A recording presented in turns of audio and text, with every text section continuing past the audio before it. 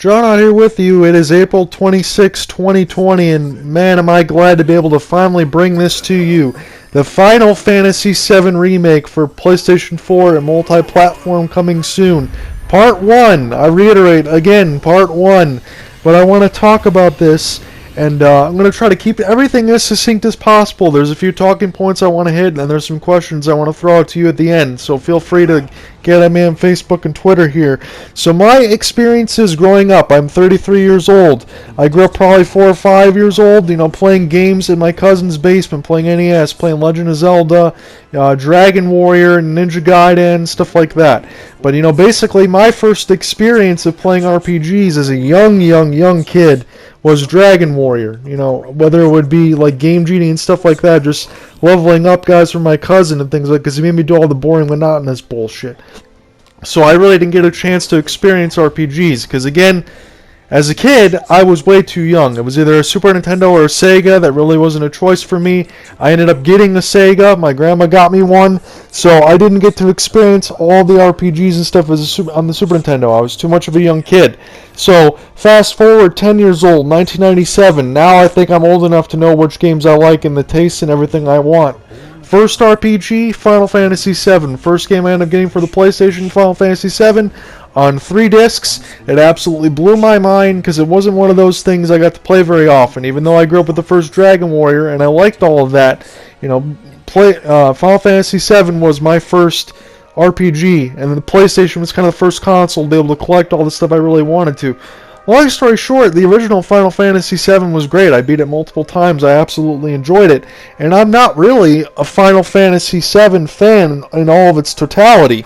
But one of these games, I think a lot of it, is it was clamored so much for a remake. And for me too, it's one of my favorite games of all time, despite not being a gigantic fan of the entire series in general. It was one of those ones that was really clamored for. So the fact that we get a chance to play it in April of 2020, and it is as good as it is, absolutely blows my freaking mind. Because again, as I reiterate, it is part 1 of part 3. And even though it doesn't say it on the physical box itself, if you do go into the PlayStation Store, if you do see the stuff on the Microsoft Store or on Steam, it's going to tell you from the crew that it is part 1. And again, granted, I am not the biggest fucking fan of, part series. I want the whole game in totality, because right now, it's not even just being mad and having withdrawals because the game's so freaking great, but we want the whole game. But I will tell you one thing, even though I'm not a fan of it, as I've said, if you're going to release something in parts, as they're doing here, it better be one of the greatest freaking games ever made. And Final Fantasy VII Remake is one of the greatest freaking games ever made. And now, a lot of you guys, I would say, especially avid gamers, you want to go ahead and talk about, as I'm 33 years old now, and I will be playing games until I'm pretty much dead, in the sense of you want to make a list of the greatest games of all time that you've ever played. That's just something that you want to do, especially if you play a lot of games. At least that's something I've always thought of, especially being, from 16 years old and on. I want to make a list of the greatest games, ever made, and make a little bit of a paragraph description on it so I have some remembrance of it, and just talk about it a little bit of why it was the greatest game ever made.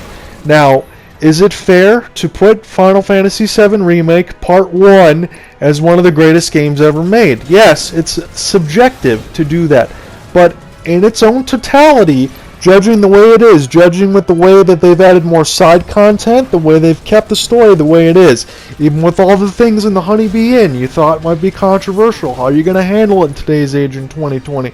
Suffice it to say, all of the content's still intact, and it's just as mind-boggling and crazy and sometimes downright uncomfortable as you remember it, but you don't want to change. You want it to be exactly how it was. And Square Enix did a good job of being faithful to all of that stuff. But with all the side content and everything else that's added in, you can get about 60 hours of gameplay right out of Jump Street here. I'm going to go ahead and say it right now. Final Fantasy VII Remake is one of the greatest games ever made. And when I'm sitting here talking about maybe, the Xbox One or the PlayStation 4 being anemic, we all knew that coming right out of the gate. These consoles were not powerful enough. But you're getting a game like this coming out on a console like this that's very woefully underpowered. That's freaking genius by all those guys at Square Enix to be able to get all that stuff done. and make it look as good as it is. Very rarely have I ever played a game, you know, maybe Red Dead 2 can be one of those ones in there, but if I ever played a game that I said, geez, I didn't encounter a single graphical glitch, I didn't encounter a single thing in the game that wasn't so well thought out, I didn't think of a single point in the game that was a waste of time. Everything in the game just flows so freaking beautifully. Whether it's the graphics, whether it's the gameplay, whether it's the humor. There's a lot of humor in here too, which is, you know, as you get older, you might find things, you know, haha, you know, you don't really laugh at it as much because you're not younger and all that, but dude, this game is freaking hilarious downright sometimes. Just the graphics, the gameplay, the characters, everything else that they've done is freaking top notch. And even if it's just part 1, you're still getting about 60 hours. And granted, like I said, part 1, not a huge fan of that. Want the whole game in front of it. But if you're going to make something, you better make it the greatest freaking thing ever made. And Final Fantasy VII Remake is probably one of the greatest games ever made. And I was thinking as I finished it, it might be my favorite game of all time. And this is just part 1. And maybe it's blasphemous to say to some of you, but I'm going to sit here and say it right now. It's as good as advertised. So character design, you know, coming from the original PlayStation, geez, these guys don't have mouths. They don't have smile lines. You barely have anything. It's all polygons all over the place. Character designs are freaking outstanding, okay? And now I heard some of you talk about it because I had some of the guys I went to college with. I used to play the game back in the day. Tifa's boobs are still big. You know, no, she looks freaking gorgeous. She's got everything exactly down in the way it's supposed to be. Yeah, she's a complete freaking badass. You know what? I'm going to sit here and say it. She is my favorite female character of all time. I don't care if she's hot. Everything else is just completely perfect. Personality, all of that. She's more than just a pretty face. She should be a hero to women of all women, just like Chun-Li of Street Fighter. Perfect character design. Now, whether it be Eris or Aerith, because now we get the Japanese design, whether it be Mako, but now it's Mako. You know, you have some of those things where you thought it was different, and I even heard some of my friends back in the day, which I couldn't believe they said that they called it Kookaboos instead of Chocobos, alright? But it's freaking Chocobo, get it right. So, the question, the be-all end-all of it is Tifa or Aerith, right? And now some of you pretty much go one way on this. You like one character over the other. Very happy to report here that even if you were not an Aerith fan in the original game, because I know I wasn't, I was like, Team Tifa all the way, sir, all the way. But Aerith is freaking badass. Even in combat, she is badass. Pure magic user, can be able to just be diversified all over the place. Excellent personality. Every single one of these characters are absolutely to be beloved. They've done a wonderful job on all of that. Combat is wonderful. Now, a lot of you guys I heard talk about how turn-based, you wanted all this stuff to be turn-based. Why couldn't they just have turn-based? Well, I thought Square Enix did a really good job in this part 1, and hopefully everything else of that's going to stay forward. You're just going to continue the storyline going along, I'm assuming. But the combat does have a little bit of, you know, slow down time, turn-based element to it. Because when you get to fill your ATB bars, and you'll see some combat stuff as you go along here, when you get to fill some of that stuff, you get to press X if you choose, or you can have shortcuts on the PS4 and things like that. If you press, let's say you press L1 and square, you could do Braver, or L1X, you could do Cross Slash, or L1 Circle, you could do Potion. All that stuff is completely customizable, however you choose. But what I like doing is I say, you know, screw those shortcuts. I go in there, once the ATB bar is filled, I press X, I go in there, I pick the command I want, I can choose whatever enemy I want to hit, and then bam, time slows down, I do the combat, and then boom, it's done.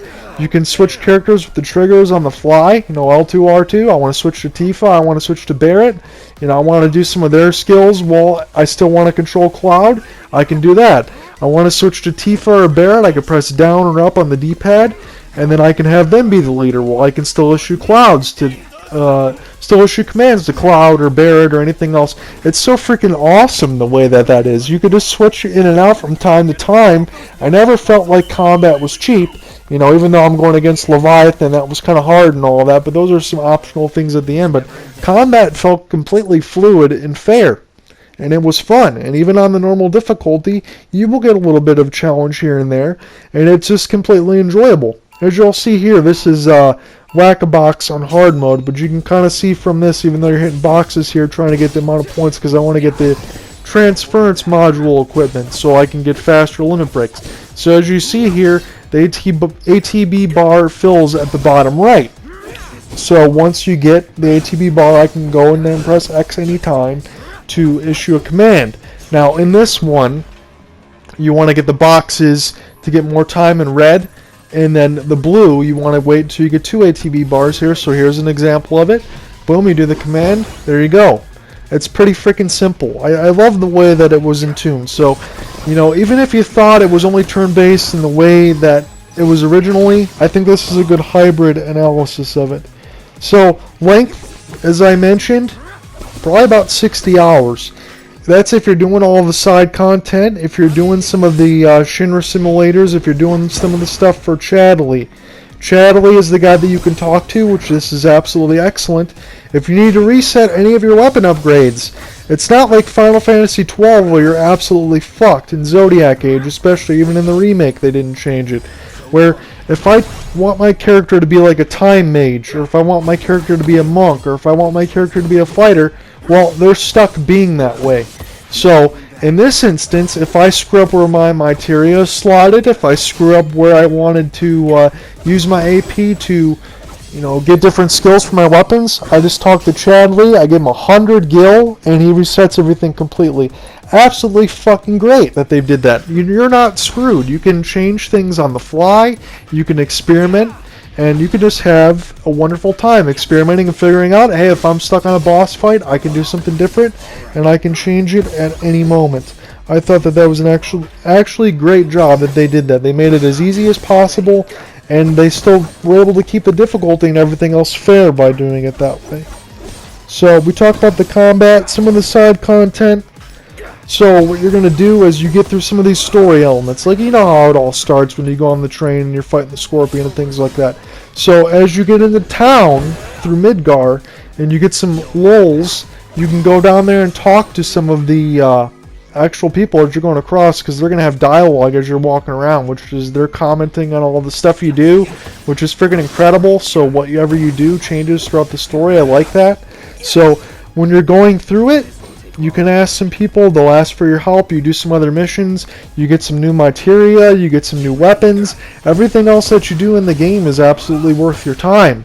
Nothing is wasted. So if you're doing any of the side content, you're doing it for the brevity, and you're doing it to be able to make yourself better in the long run. Nothing is wasted. Absolutely great job there. Talk about some of the post-game stuff I want to mention to you. So post-game. This is part 1, but there is post-game content. So when you get to the end of these 18 chapters, you'll pretty much simply get a few text boxes, and if you want to, you go into the chapter selection screen. There, you can select a hard mode. I haven't done that yet, but I'm going to go back into it in a few weeks again. Maybe I'll post some follow-up stuff there. But you can go into a hard mode. In hard mode, it takes away your ability to use items in battle. So you're going to be using materia. You're not going to get as much stuff when you break boxes to get recovery from Mako shards for MP. The game's going to be a little bit harder, but the XP and AP is going to go through the roof. So you just load your previous save of where you're at with all of your data, and you can go right through. So, sweet there, because it encourages replayability, and I think a lot of you, as you're going through, this game's so good. Now, a lot of the times I talk about, is the game worth replaying? You know, you play it once, you finish it, you're all done.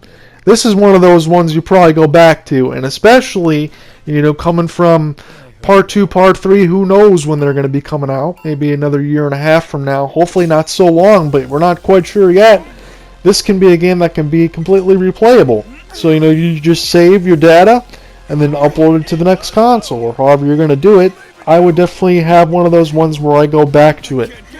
So, question for me here as we're getting ready to close the video. I want to pose some things out to you because I'm trying to get all this in there. Hopefully I did. For questions for Part 2, how do you think all of this stuff is going to work? Is it just going to take all your save data from the Part 1 and go right to Part 2? Or, for people that didn't buy Part 1, are you just going to be able to go to Part 2 with a certain section of the story already done? Not sure how Square Enix is going to work on that, but I'm pretty much guessing, I think a lot of us would think it's just, you have to play Part 1 before you can play Part 2. But if Square Enix doesn't do that and they start people off to a certain part of the story, I think a lot of people are just going to be pretty goddamn confused. So I wonder how that's going to work. What's your thoughts on that? Facebook.com/TBUGunslinger, Twitter @JohnRyanott. How do you think they would handle Part 2 for players that didn't play Part 1? Can they play that as a standalone experience or no? So, I mentioned this earlier. Game of the Year material. Now, last year, it was a fight for me between Resident Evil 2 Remake and, holy crap now, The Outer Worlds. That's it. The Outer Worlds. Even though that was a AA game, that wasn't even a AAA game, that was just a smaller team by Obsidian, I thought they did an absolute bang-up job on The Outer Worlds, but I had Resident Evil 2 Remake just out-edge it, not just because I'm a Resident Evil fan. That was one of those games that was absolutely remade to the best of its ability. Now you're going to Resident Evil 3 Remake, it probably wasn't what we all thought. But when you're playing Final Fantasy VII Remake, you're getting exactly what it is. It's a remake. It's not a reimagining.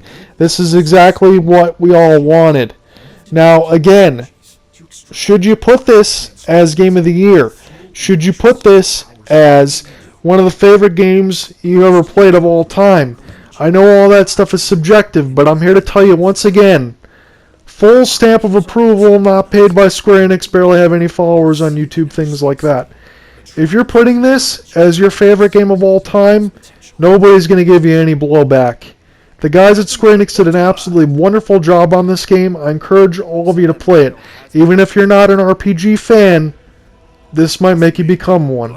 This is one of the greatest games ever made, and you should not miss it, because if you do miss it, I think you should face legal action. This is John Ott signing off for the Final Fantasy VII Remake reviews and thoughts. As always, let me know what you think. Love to talk to you guys. Stay safe. Talk to you soon.